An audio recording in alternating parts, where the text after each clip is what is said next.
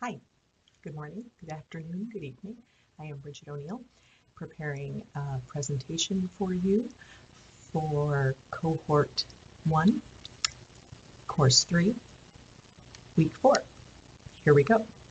My chosen topic is on creativity in higher ed. I chose this because I feel like this concept is probably one of the most crucial in our changing society, our changing education, K-12, higher ed, and beyond. Socially, economically, creativity is key.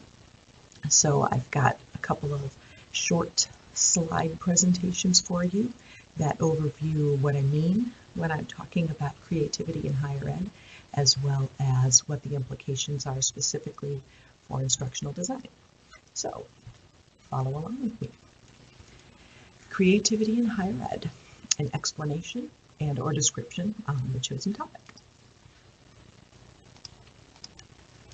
Elements of creativity in higher ed involve choice, reflection, low risk or low stakes, failure is okay, elements of problem solving, and it really reflects and is grounded in a more open-ended or constructivist theory of learning. And I laugh as I look at this because there is so much in my own experience personally and in education that smacks of the opposite of this. And so to now be in a higher education setting and understanding that these elements are as crucial as any others that we might think, is certainly as far as problem solving and managing our technological revolutions of sorts. Creativity is key. The definition or the parameters of creativity.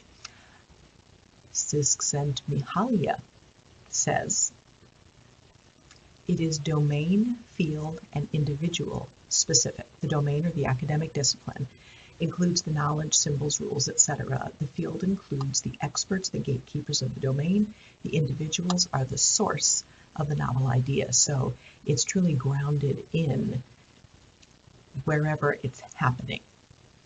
It is process and outcome oriented. And I think much of pedagogy and even academia itself tends to focus on one or the other.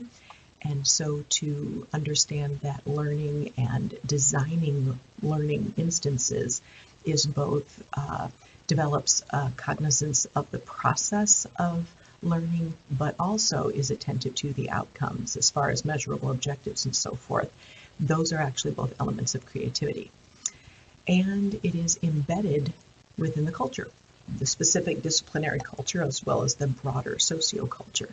So we cannot ignore that creativity doesn't happen in isolation, so to speak. It's always being affected by and affecting the surrounding area or surrounding context. That leads us to why. Why creativity in higher ed, in online learning? So its importance and benefit toward online learning. I garnered some quotations, some statistics to validate the importance of creativity, and I culled these from various sources online. Guy or G or Guy Fernando says that machines can learn facts and figures, but not creativity and moral reasoning. Could probably sit on that one for about a day.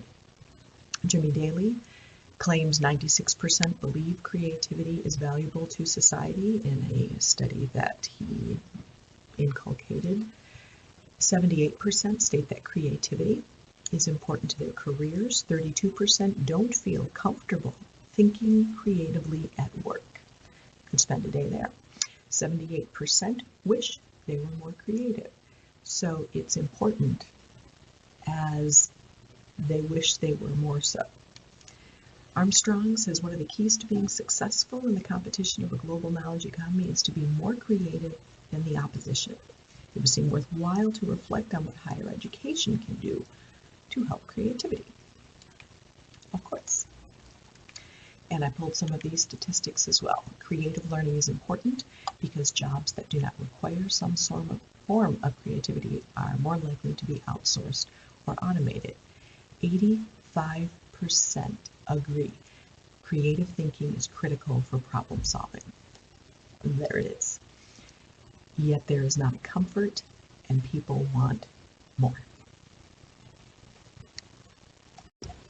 And finally, higher ed, creativity, and instructional design. So now we mesh the two, go from what is it, why does it need to be, and how can it be in higher ed.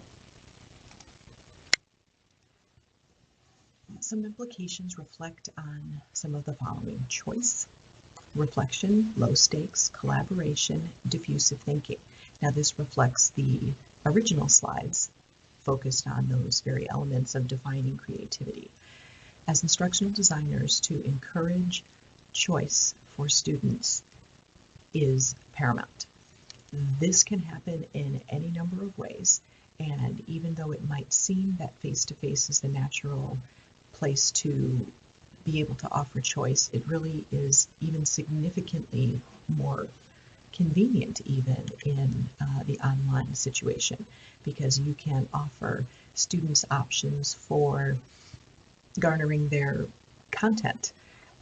You can deliver a lecture, or there can be a video, or there can be an article, or there can be a graphic, all channeling toward the same assessment perhaps, but students have choice in how they might want to glean that information.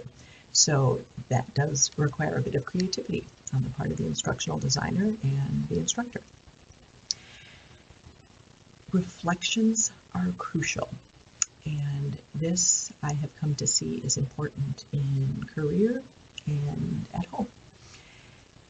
Anything that encourages a deeper reflection, even beyond metacognition, which is certainly key, but the not necessarily emotional, but at least a debriefing and analysis, a stopping and considering and contemplating meaning, relevance, connection.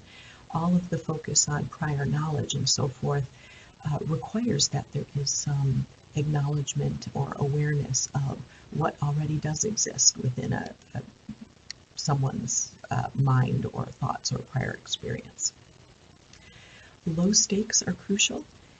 Infusing testing instances, assessment, even paper kinds of things that are project things that tend to be larger, even in the weight on the grade book. If there can be some lower stakes moments to encourage and foster creativity, so offering students an opportunity to take a quiz maybe outside of their comfort in a very brand new area of the discipline at hand, and not opening with a giant project, but opening with a baby step kind of thing that would allow them to fail and would allow them to learn along the way. Smaller groups where collaboration or a focus on more of a problem-based problem solving or a project-based kind of approach in those smaller groups can be helpful to foster creativity and fostering diffusive thinking. And this is a tough one because we, generally speaking, would like to tell our students this is what you need to be doing, thinking, being, etc., and to sort of step aside from that and let the own students' ideas progress is key. And those are my slides.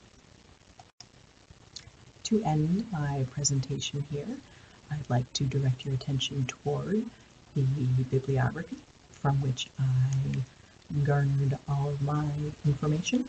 So we start up here from Strong and go all the way down to an online article on preparing faculty for instructional technology. I can let that, you can pause that certainly if you want to take a little bit further of a glance. You can also look at other elements of my thing link, which is in different pieces and different examples of the various elements that I've come across. There's a little cartoon on this thing link that you are welcome to peruse at will. Thank you for your time, and be creative.